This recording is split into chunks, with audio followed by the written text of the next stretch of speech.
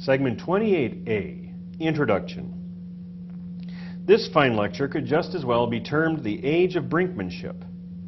Brinkmanship is a word for the practice of letting situations come as close as disaster as possible, hoping that one side would get the better of the other side. The United States, the Soviet Union, and their respective allies practiced brinkmanship during the Cold War. I think that Molly Hatchett's term, flirting with disaster, is much more appropriate. Even though hindsight and historical research demonstrate that the Western Bloc had far more firepower than the Eastern Bloc ever did, nobody knew that for sure. A generation of kids grew up with the concept of mutually assured destruction, or MAD, the knowledge that the entire world could be destroyed in mere hours. And there was a time when it nearly happened. Segment 28B, A Farewell to Empires, treats the post-war fall of the French and British empires and the resulting chaos.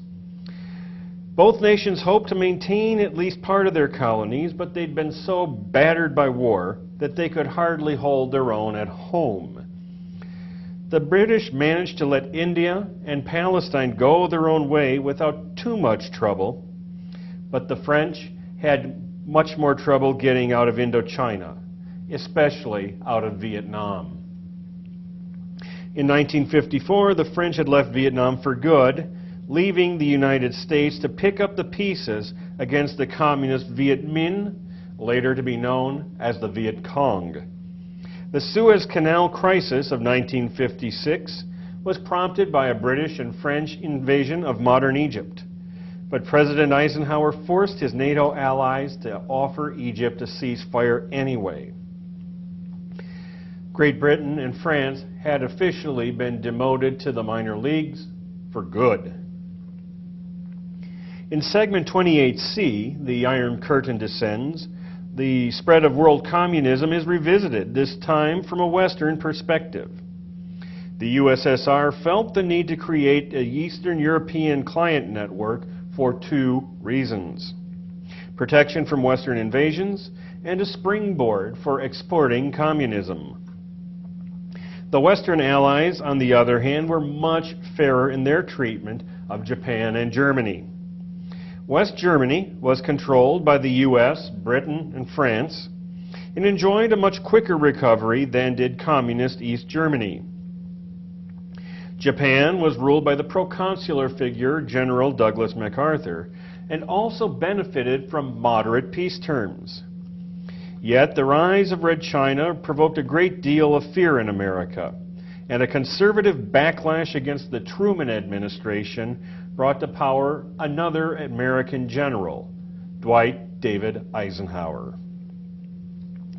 In segment 28D, Proxy Wars and the Arms Race, we cover several near wars and proxy wars around the world. The Korean War of 1950 to 1953 pitted South Korea, the US, and various United Nations forces against North Korea and Red China. Despite General MacArthur's urgings, the Korean War did not turn into a nuclear war. 1956 brought two crises: the Suez Crisis pitting Britain, France, and Israel against modern Egypt, and the Hungarian Revolution.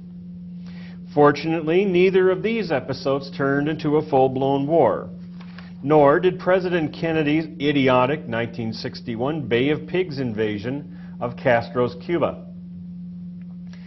Far more frightening was the Cuban Missile Crisis of 1962, which the USSR was cajoled to removing its secret nuclear missile bases from Cuba. The arms race and the space race continued at an exorbitant cost, which would take its toll on both East and West. Segment 28B, A Farewell to Empires. In World War II, the German, Japanese, and Italian empires were defeated, never to rise again. The newly founded United Nations called outright for the dissolution of all empires. Like its predecessor, the League of Nations, the UN considered empires basically exploitative. Realistically, world power was divided between two nations, the United States and the Soviet Union. Both preached anti-imperialism, but the practice was rather different. As the former European powers lost their imperial holdings, both of the superpowers added eagerly to their spheres of influence. Britain, France, and the other European powers certainly didn't want to give up their empires. Churchill, in particular, hated writing off the British Empire, but Britain had been bled to death by the First and Second World Wars, both physically and economically. The British Empire still exists on paper to this day. The monarch of England, currently Queen Elizabeth II, serves as head of the British Commonwealth, which includes nations such as Canada, Australia, South Africa, Pakistan, India, and of course, Great Britain. After the Second World War, the so-called White Territories, such as Canada and Australia, presented no problem to the British. They had been virtually independent for decades. Were it not for the American Revolution, Britain's 13 American colonies might have remained part of this Commonwealth too. In the Commonwealth's quote-unquote non-white territories, directly ruled by the British, trouble was brewing. India was the first part of the British Empire to fall off. The Congress Party, led by Mohandas K. Mahatma Gandhi, led India's drive for freedom. Gandhi was a great man, but he did display far more concern for his fellow Hindus than he did for the Muslims. India's Muslims were a distinct minority, but their rights had to be assured also. Hence, in 1947, the Indian subcontinent was divided into the Hindu-dominated nation of India, flanked on either side by the Muslim-dominated nations of East Pakistan and West Pakistan. The arbitrary boundaries separating Hindu from Muslim states did not end ancient religious warfare. Religious warfare also continued in Palestine, where the Arab nations of Egypt and Jordan gained their independence and became sovereign states. In 1947, the United Nations divided Great Britain's Palestine mandate into separate Jewish and Arab portions, with yet another set of arbitrary boundaries. The Jewish portion in 1948 became the Republic of Israel. The Palestinian portion sank into political limbo, where it remains to this day. For economic reasons, the French hoped to reclaim their empire. It would also help solve their national pride. They were driven from Palestine by national forces in 1946. They managed to hold on to Algeria in northern Africa until 1962. Although France's Central African colonies have long since been independent, France still maintains an economic sphere of influence to this day in countries like Chad. Most important for our purpose is the fall of France's empire in Southeast Asia, or Indochina. Conquered in the middle 1800s and ruled by French viceroys, French Indochina was captured by Japan during the Second World War. The main obstacle to French control was the Viet Minh movement, founded in 1930 by the French-educated communist Ho Chi Minh, last seen trying to get an interview with Woodrow Wilson. The Viet Minh had gained military experience fighting the Japanese. In 1947, they began fighting the French. In keeping with the Truman Doctrine, the United States helped France by sending money and materials. After Mao Zedong's communists took over China in 1949, America increased the aid to France. But the French were born to lose. Their resources were limited. Their line of supply was too long. Worse, they were up against a skilled and brave enemy, the Viet Minh, fighting on its own land for its own freedom. In 1954, the French bailed out. The former French Indochina was divided up by the Geneva Accord into North Vietnam, South Vietnam, Laos, and Cambodia. The United States was effectively left with the mess. The changeover from imperial colony to new sovereign country was not always smooth. Israel, for example, was forced to choose at once between allying with the Western Allies or with the Soviets. Nor did the old imperial powers let their powers go completely. In July 1956, the modern Egyptians nationalized the Suez Canal. Not only was the Suez Canal crucial to the British and French economies, it affected the entire Western world's oil supply. Britain, France, and Israel determined to strike back, and they attacked in October. Israel quickly captured the Sinai Peninsula. British and French special forces captured the canal. The Soviets started to make noises about assisting Egypt. However, the United Nations sent in peacekeeping troops, and President Eisenhower personally forced his NATO allies, Britain and France, to pull their armies out and agree to a ceasefire. That was it for Britain and France as first-rank world powers.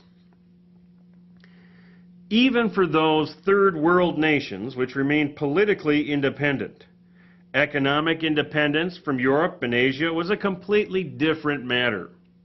More often than not, nations found themselves sucked into either the Eastern or Western Bloc. Nations such as Indonesia, a former Dutch colony, or Mozambique, a former Portuguese colony, were often the sites of bloody guerrilla wars egged on by the United States, the USSR, or both. That is to say, more proxy wars. The hammer comes down on this. Segment 28C, The Iron Curtain Descends. In the previous unit, we discussed the USSR's network of East European client states, the so-called Iron Curtain, formed after World War II. Repeated Western invasions proved that Russia needed a buffer to protect it from Western Europe. As well, Marx had prophesied that the world would turn communist, and Eastern Europe was a great starting point. From the Soviet perspective, the creation of client states in Poland, East Germany, Hungary, Romania, Bulgaria, Czechoslovakia, and Albania was a necessary move. It was all well and good for the Western Allies to insist on democracy and free governments and that sort of stuff. Soviet troops had captured this territory from the Nazi German invaders of Holy Russia. They didn't want to have to conquer it again. This is certainly not meant to justify the appalling, bloody tactics the USSR used in establishing its client states. But in most instances, anyone considered to be a threat to the new communist regimes was imprisoned or even killed. Any stirrings of true democracy were crushed ruthlessly, as in East Germany, 1953, Hungary, 1956, Czechoslovakia, 1968. The Western Allies were rightly troubled by the expansion of communism and the suppression of civil rights in the client states. In fact, they were lucky that the Truman Doctrine successfully kept Turkey, Greece, and Finland out of the communist bloc. Instead of trying to wipe out communism, the West practiced containment, trying to keep communism from expanding beyond the Iron Curtain, and later, from beyond Red China. The United States and its Western allies treated the conquered nations quite differently.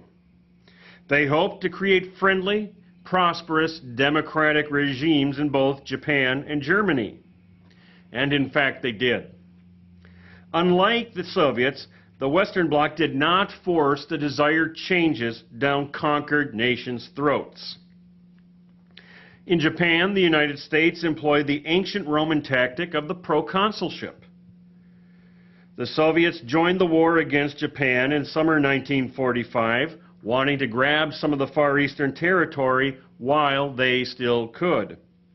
And they would have done it too, had the atomic bombs of Hiroshima and Nagasaki not ended the Pacific War so quickly.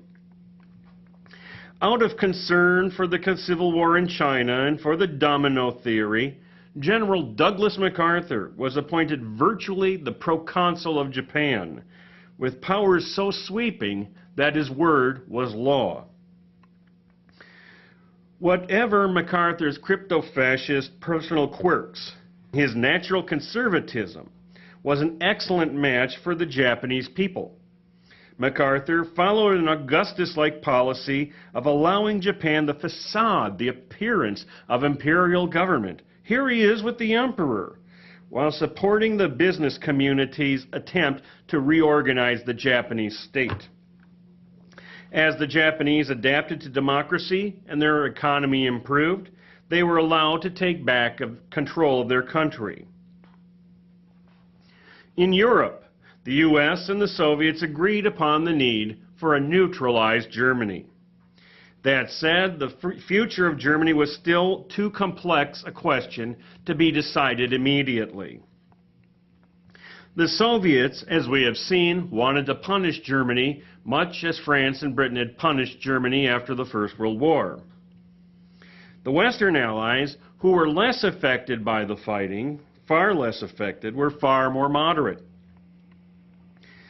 America's creation of the Marshall Plan in 1947 pumped much-needed capital into devastated Western Europe.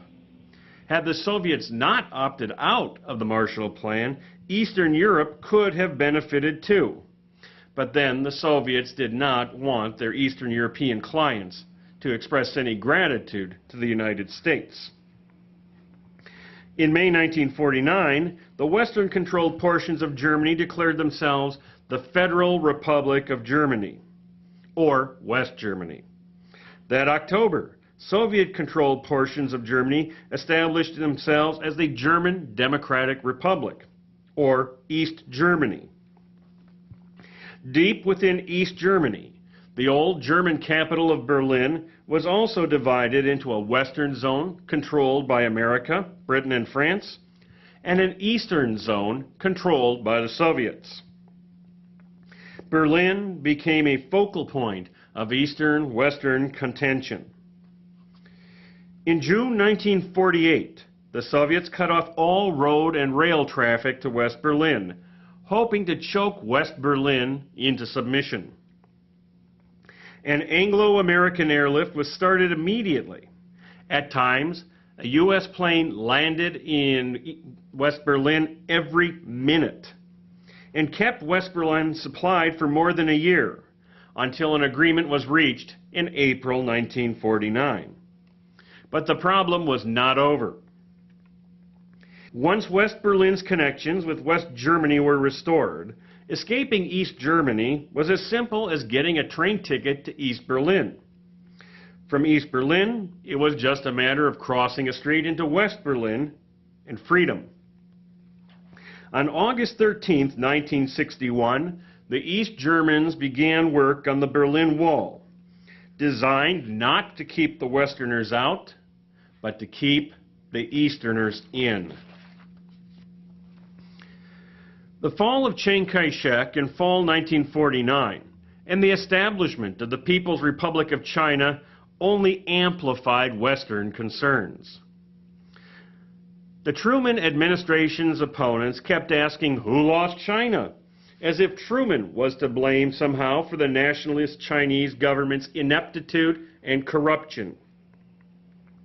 There was no way for the United States to know that Mao Zedong was determined not to become a Soviet lackey. So combined with the USSR's network of East European client states, the new Chinese regime made it look like communism was definitely on the rise. As a result, the U.S. became fanatically defensive of the rump Chinese nationalist regime located in Taiwan. The United States insisted that the government of Taiwan belonged in the United Nations, not Communist China. At the same time, a backlash started to take place against the Democratic Party, which had held the White House since 1932. The fall of China and the stalemate in Korea contributed to the Republican landslide of 1952. Americans were tired of what they saw as pointless bloodshed in Korea. The Republican presidential candidate, General Dwight D. Eisenhower, also appealed to voters. People liked Ike. Eisenhower had never belonged to a political party. Indeed, the Democrats had been courting him too. So to cement his ties to the Republicans, he picked a fiercely anti-communist running mate, Senator Richard Milhous Nixon of California. Paradoxically, Nixon would be the president who got the United States out of Vietnam, and the president who established diplomatic relations with the communists of Red China. Segment 28D, Proxy Wars and the Arms Race. Both the West and the East committed tremendous resources to developing and building weapons. Fortunately, the Soviet Union and the United States never went to war with each other. Instead, they engaged in what we call proxy wars. The United States was consumed by the domino theory, which held that the fall of one country to communism would lead inevitably to the fall of the neighboring country. The communists, for their part, were afraid of precisely the same phenomenon. Both sides billed the Cold War as a struggle between good and evil. Both Americans and Soviets, who were considered soft on the enemy, were driven in shame from public life. The first and greatest of these proxy wars was the Korean War, which still officially continues to this day. Shocked by the North Korean invasion on June 25, 1950, South Korean forces were driven nearly completely from the Korean peninsula. Instead of asking Congress for a declaration of war on North Korea, President Harry Truman decided to practice containment. He would contain the Red Offensive by setting up a United Nations peacekeeping force. By fall, United Nations forces, mostly American, drove the North Koreans almost all the way back to the Red Chinese border. Frightened by the presence of Western troops on their border, Red China entered the Korean War in October 1950. The United Nations were soon driven back to the 38th parallel, where the war had started, and where 2 more years of bloody stalemate ensued. The ceasefire of July 27, 1953, made this tie official. And again, the struggle between the two Koreans is still in effect today. The Soviets had chosen not to engage directly in the war, and the United States had refrained from using nuclear weapons. The Western Bloc returned, so to speak, this favor by not turning the Hungarian Revolution of November 1956 into a proxy war against the Soviets. The Hungarians' cause was undeniably noble, and the Soviet Union's brutal reprisals were evil. But again, the United States could not engage the Soviet Union in the middle of Central Europe with conventional forces. And the United States did not want to be responsible for going nuclear. Moreover, the Suez Crisis, which I've mentioned earlier, was in full swing just then. The NATO powers could hardly justify rescuing Hungary, while Britain and France were caught trying to take the Suez Canal back from modern Egypt. The building of the Berlin Wall in August 1961 effectively closed off the western enclave of West Berlin. Russian and American tanks met at Checkpoint Charlie in Berlin, standing once more on the brink of World War III. But yet again, the Americans and the Soviets resisted, thank God, the urge to engage. On January 1st, 1959, the rebel forces of Fidel Castro brought down the Cuban government. At first, Castro claimed to be neither communist nor capitalist, but the Soviets soon brought Fidel on board with the bags full of rubles they reserved for such situations. On April 17, 1961, Cuban exile forces, acting in the direction of the United States government, landed at the Bay of Pigs, hoping to bring down the Fidel Castro regime. The initial plans for this invasion assumed that the Cuban masses just yearned to rise up against hated communist oppression. In fact, the Cuban regime, which had preceded Fidel Castro, was so horrible that Castro was still looking pretty good. The fact that these invasion plans had been made during the Eisenhower administration does not excuse the new president, John F. Kennedy. John F. Kennedy made the bad decision to go ahead with the idiotic plan. The refugee force was annihilated before it even got off of the beach. Kennedy's only options at this point were escalating the war with American troops or admitting that he had been whipped. Fortunately, he admitted he was whipped.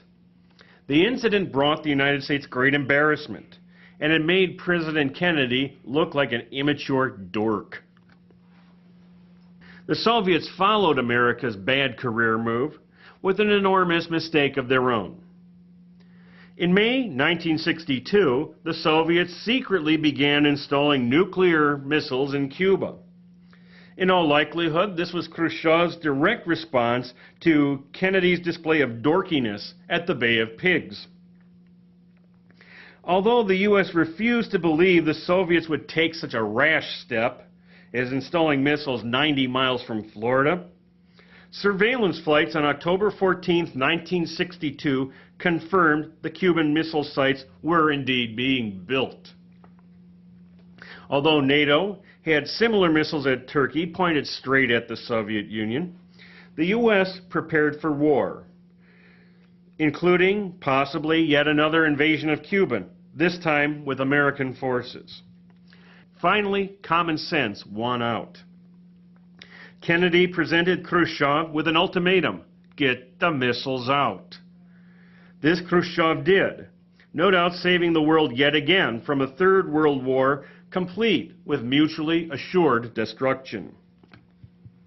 Khrushchev tried to portray the Soviet retreat as a victory. He claimed that the United States had recognized communist Cuba's legitimacy, despite the Monroe Doctrine, by requiring only that the missiles, and not the Cuban regime, be removed.